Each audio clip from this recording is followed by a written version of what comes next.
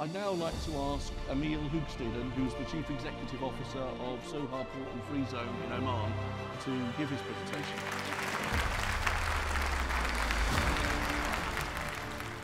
Good morning, ladies and gentlemen. It's a true honor and a great pleasure to be standing here today. And thank you, Dr. Ibrahim, for a very insightful presentation, which makes me very humble, because I'm here representing the port of Sohar, but you could also say I'm representing ports in general. And it's your business, and you're going through a lot of challenges and changes, a lot of uncertainties. The best thing we can do is be there for you. Now that sounds a bit, over the top, but it's true. We need to be sure, we need to make sure that the changes you go through, that all that you need to adapt, that we are ready to service you, because we're here to service you in the best way and to the best of our abilities. So we have to go through that journey together with you, and hopefully that also that aim that we have, that ambition, comes back in my presentation. So let's see. First, maybe some words of introduction of the port of Sohar, Sohar Port Freezone. We're a young port, established in 2004. Next year, we will celebrate our 20th anniversary. A joint venture between Asyad Group and the Port of Rotterdam. We are a true gateway port. 70% of all imports into and exports out of Oman go via our port. But we are also, of course, a transit and a transshipment port. We are well connected over sea, but also over land. We have roads, of course, to the UAE, but also to Riyadh in Saudi. And inshallah, in 2027, we will be connected via rail to the United Arab Emirates. An overview of the port and the free zone. We are a truly integrated port and free zone connected through a 5-kilometer bonded corridor under one company, under one management. So the synergies that can be drawn from port and free zone are really within our organization. Port is 2,000 hectares. We're expanding as we speak with another 220 hectares, and we're in discussion with the government to expand even further.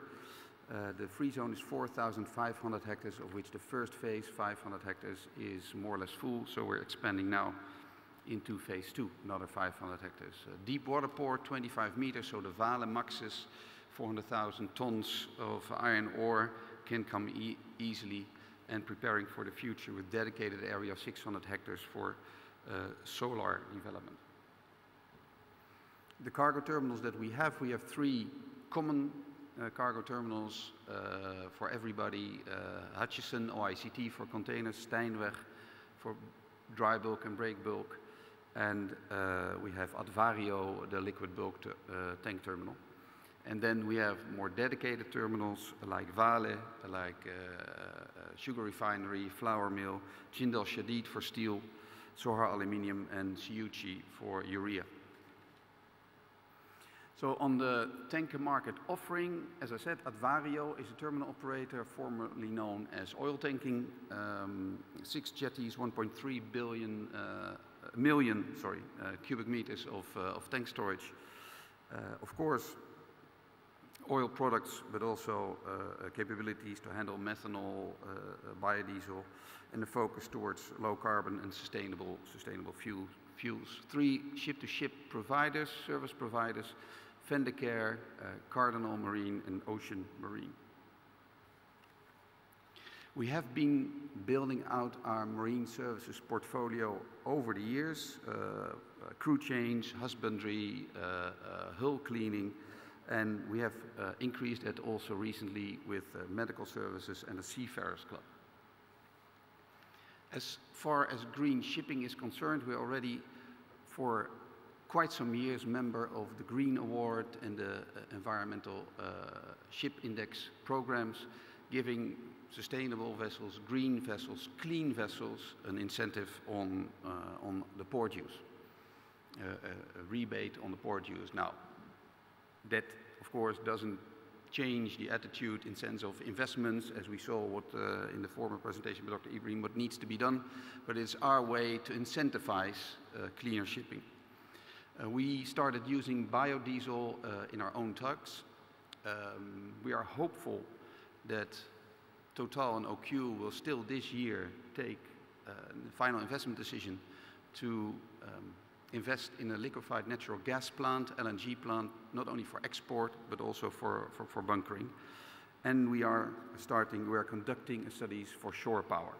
Now, that will mean a lot of investment, it will mean a lot of doing, so that's not here tomorrow, but we are adamant that we will go also to shore power. We have been building out and are building out our bunker proposition. We are a very modest bunker port today, but we wish to build out that position. First of all, of course, to build out the products that we can offer from fossil, bio, LNG, and then later e-methanol, e-ammonia. For LNG, as I said, hopefully we will get the final investment decision still this year. So LNG can be provided as a bunker fuel in our port, and it's our intention that the bunkering will be done during operations of the vessel, so simultaneous operations, which is already done in the port of Rotterdam, and we will make use of their expertise and their experience, and also their high quality of safety levels.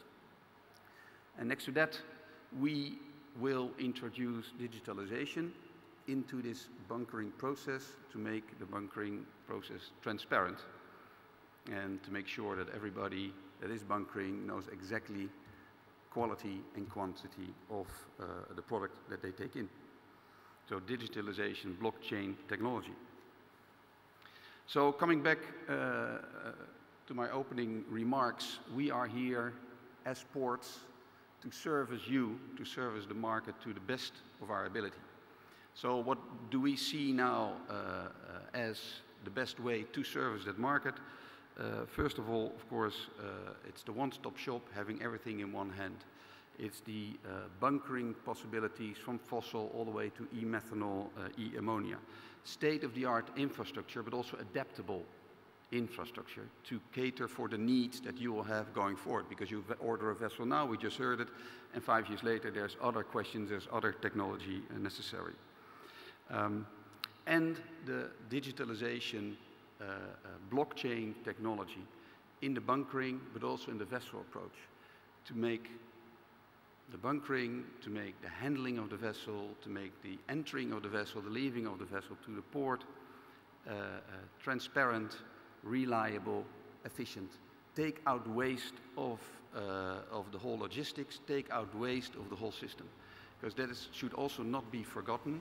Apart from clean fuels, clean engines, apart from all kinds of measures that you take, efficiency of the process is paramount, and we can work on the efficiency today already. We don't need necessarily to wait for new technologies. So at Port of Sohar, we invite you to collaborate with us to a sustainable and efficient tanker future. Thank you very much for your attention.